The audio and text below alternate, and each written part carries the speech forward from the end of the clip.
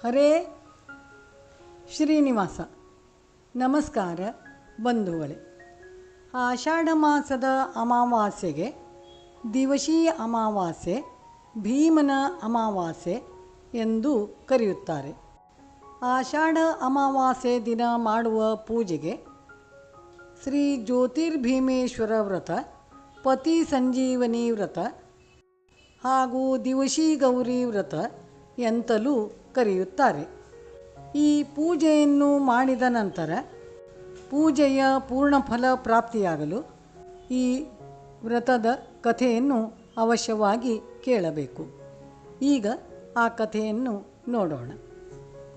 ಶೌನಕಾದಿ ಮುನಿಗಳು ಸೂತ ಪುರಾಣಿಕರನ್ನು ಕುರಿತು, ಮುನಿವರ್ಯರೇ, ಲೋಕದಲ್ಲಿ ಸೌಭಾಗ್ಯ, ಸೌಮಾಂಗಲ್ಯ, ಸುಖ ಸಂತೋಷಗಳನ್ನು ಕೊಡುವಂತಹ ಒಂದು ವ್ರತದ ವಿಧಾನವನ್ನು ತಿಳಿಸಬೇಕು ಎಂದು ಕೇಳಿದರು.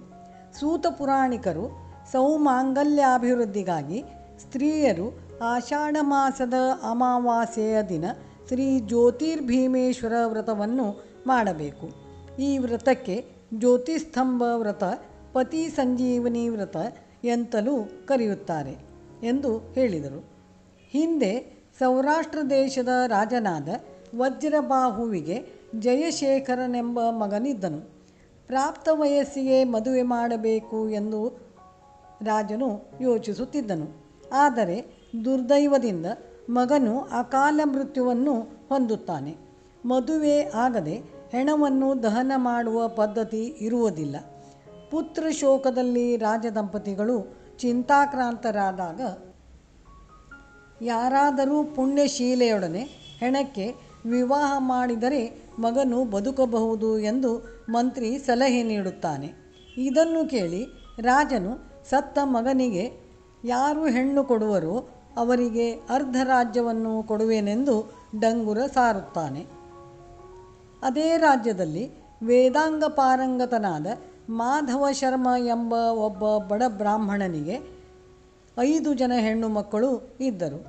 ಆತನು ತನ್ನ ಒಬ್ಬ ಮಗಳನ್ನು ಸತ್ತಿರುವ ರಾಜಪುತ್ರನಿಗೆ ಮದುವೆ ಮಾಡಿಕೊಟ್ಟರೆ ತನ್ನ ದಾರಿದ್ರ್ಯ ತೀರುವುದೆಂದು ಯೋಚಿಸಿ ಮಡದಿಯೊಂದಿಗೆ ಹೇಳುತ್ತಾನೆ. ಅವಳು, ಸ್ವಾಮಿ, ಹಣದಾಸೆಗೆ ಸತ್ತ ರಾಜಪುತ್ರನೊಂದಿಗೆ ನಮ್ಮ ಮಗಳ ಮದುವೆ ಮಾಡುವುದು ನ್ಯಾಯವಲ್ಲ ಎಂದು ಹೇಳುತ್ತಾಳೆ.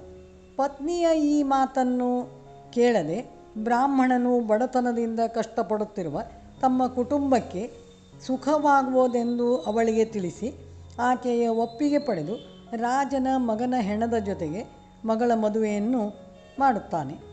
ರಾಜನು ಮದುವೆ ಮುಗಿಸಿ ನಂತರ ಶವ ಸಂಸ್ಕಾರದ ಏರ್ಪಾಟು ಮಾಡುತ್ತಾನೆ.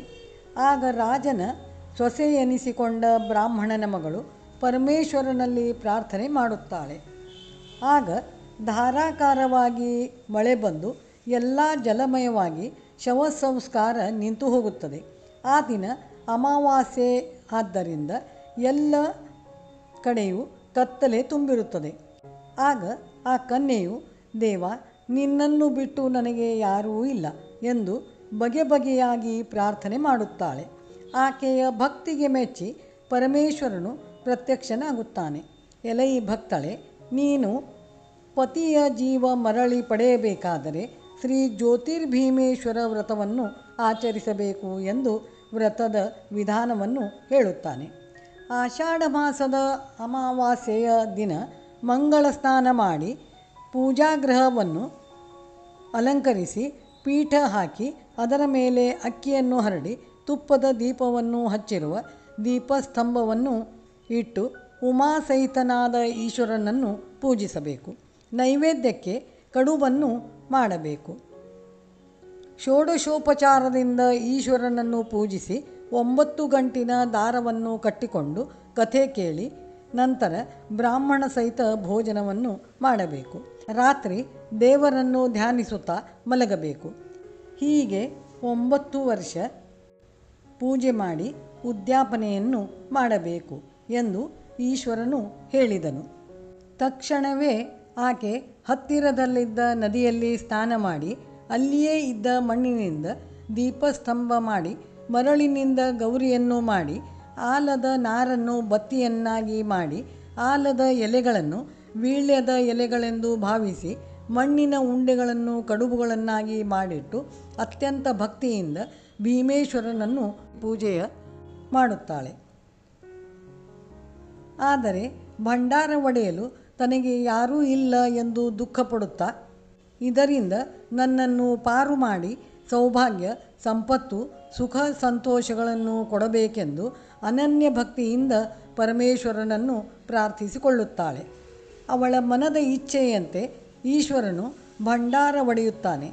ನಂತರ ಆಕೆಯ ಭಕ್ತಿಗೆ ಮೆಚ್ಚಿ ಆಕೆಗೆ ಸೌಭಾಗ್ಯ, ಸಂಪತ್ತು, ಸುಖ ಮತ್ತು ಸಂತೋಷವನ್ನು ಕೊಟ್ಟು ಅದೃಶ್ಯರಾಗುತ್ತಾರೆ. ಭೀಮೇಶ್ವರನ ಕೃಪೆಯಿಂದ ಮೃತ ಪತಿಯು ಜೀವಂತನಾಗಿ ಮಲಗಿದವನು ಎದ್ದಂತೆ ಎದ್ದು ಕೂಡುತ್ತಾನೆ.